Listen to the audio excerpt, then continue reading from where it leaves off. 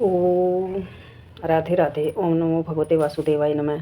तो श्री भगवान ने कहा कि हे पक्षी, हे गरुड़राज, जो भी स्त्री पति के जीवित रहते या उसके मरने के बाद जो अधर्मी होती है, जिसका व्यवहार विचार जो गलत रास्ता चुन लेती है, वह तो अनेक जन्मों तक विधवा होकर ही जीवन व्यतीत करती है। उसका दुर्भाग्य कभी भी उसका साथ नहीं छोड़ता। तो हे पक्षीराज, पतिव्रता नारी को हमेशा अपने पति से मीठे वचन बोलने चाहिए, अच्छा व्यवहार करना चाहिए, उसकी पूजा करनी चाहिए। तो वो हमेशा पति लोक में ही निवास करेगी। तो कहते हैं भगवान ने क्या कहा कि हे पक्षी श्रेष्ठ, जो पतिव्रता नारी होती है वह धर्म रूप से अच्छे कर्म करके सत्कर्म का पालन करते हुए पति लोक में बहुत समय तक निवास करती है। जब तक सूर्य और चंद्रमा विद्यमान है तब तक वह स्वर्ग में देवतुल्य बनी रहती है। जो अपने आचरण का पालन करती है, अपने पति की पूजा करती है, अपने पति के साथ जीवित होते हुए अच्छा व्यवहार करती है, अच्छे विचार करती है, अच्छी मीठी वाणी बोलती है, तो उसके बाद दीर्घायु प्राप्त करके इस लोक में वैभवशाली कुल में जन्म लेती है। तो वह बहुत धन्य आड़े धन दौलत के वंश में जन्म लेगी। जो औरत पतिव्रता है और अपने पति से अच्छे विचार व्यवहार और अपने आचरण का पालन करती है और कभी भी पति वियोग का दुख नहीं झेलती। हे खगराज, मैंने यह सब तुम्हें बता दिया है। अब मृत प्राणी को सुख प्रदान करने वाले विशेष कर्म को मैं तुम्हें बताऊंगा। मृत्यु के बाद द्वादश के दिन यथाविधि पिंडदान समस्त कार्य करके वर्ष के अंत में प्रतिदिन जल देना चाहिए और अन्न का दान एवं मासिक श्राद्ध भी करना चाहिए। भाई जिस दिन उसका महीना हुआ है तो उस दिन भी कुछ न कुछ दान अवश्य करना चाहिए। भाई गाय न रोटी दे दिया, भाई कुत्ते तो दे दिया, भाई गरीबा तक बांट दिया, तो कुछ न कुछ दान अवश्य देना चाहिए।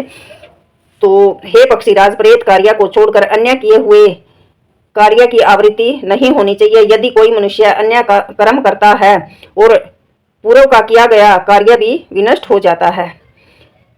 मृतक के द्वादश, जो इंसान मरा है, जो प्राणी मरा है, उसके 12वें दिन विहित कार्य करना चाहिए। वर्ष पर्यंत पुण्य फिर दोबारा करना चाहिए। इससे प्रेत अक्षय सुख भोग कर जो मरे हुए प्राणी के नाम का दान पुण्य करते हैं तो वो प्रेत अक्षय सुख भोग को प्राप्त करता है। और उत्तम षोडशी आदि जो प्रेत कार्य होते हैं वे भी अवश्य करने चाहिए, क्योंकि श्राद्ध के द्वारा वर्ष के पर्यंत में और पहले भी पितरों के उद्देश्य से किए गए कर्म की पुनर्वृत्ति नहीं होनी चाहिए। प्रत्येक महीने जल से परिपूर्ण मटके का दान करना चाहिए। हे ताक्षय, श्राद्ध के कारण जो पुत्र अपने पिता को अन्न का दान करता है, जूता दान करता है और प्रत्येक मास एक पिंड जल से भरा हुआ कुंभ दान कर देता है, तो उस पिता को बहुत खुशी होती है और उसका यमलोक का रास्ता भी आसान हो जाता है। तो गरुड़ ने कहा, अगर हे प्रभु, आपने जिन प्रेतों का वर्णन किया है वे इस धरती पर कैसे निवास करते हैं, उनके रूप किस प्रकार के होते हैं, वे कौन कौन से कर्म फलों के द्वारा महाप्रेत और पिशाच बन जाते हैं और किस शुभ दान से प्राणी की प्रेत योनि छूट जाती है। हे मधुसूदन, समस्त जगत के कल्याण के लिए मुझे यह बात बताइए। श्री कृष्ण ने कहा, हे ताक्षय, तुमने मानव कल्याण के लिए बहुत अच्छी बात पूछी है। प्रेत का लक्षण मैं सुना रहा हूँ, उसे सावधान होकर सुनिए। यह अत्यंत गुप्त है, जिस किसी के सामने इसको नहीं कहना चाहिए। तुम मेरे भगत हो इसलिए मैं तुम्हें बता रहा हूँ। हे पुत्र गरुड़, पुराने समय में बरुवाहन नाम का एक राजा था जो महोदय नामक सुंदर नगर में रहता था।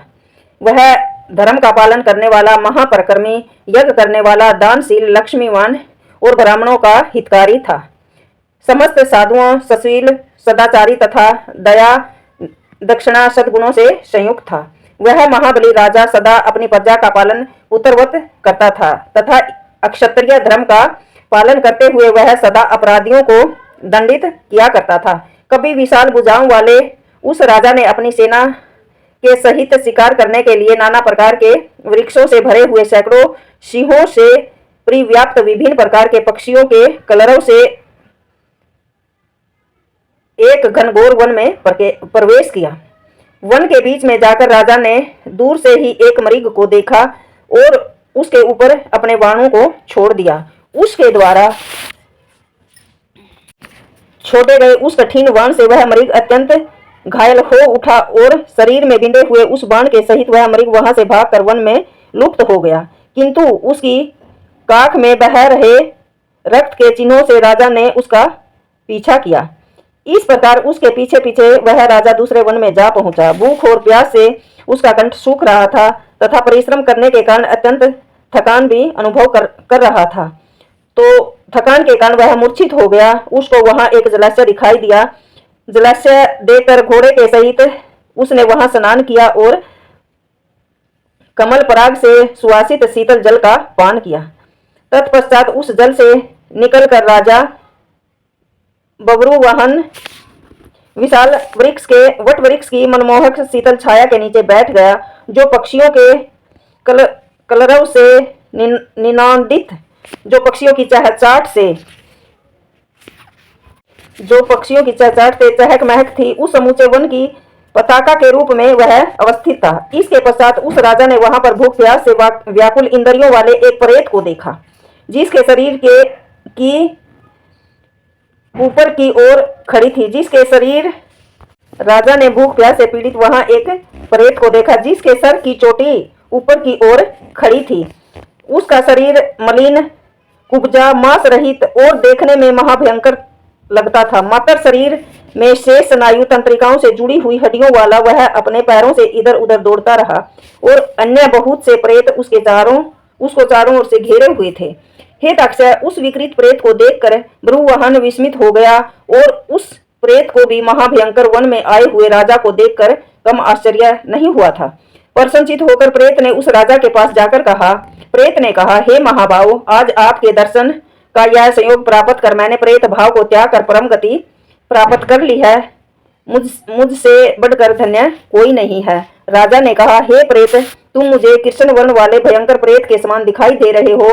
तुम्हें इस प्रकार का स्वरूप जैसे प्राप्त हुआ है वैसा मुझे बताओ। राजा के ऐसा कहने पर उस प्रेत ने अपनी संपूर्ण जीवन वृत्तांत बता दिया। क्रमशः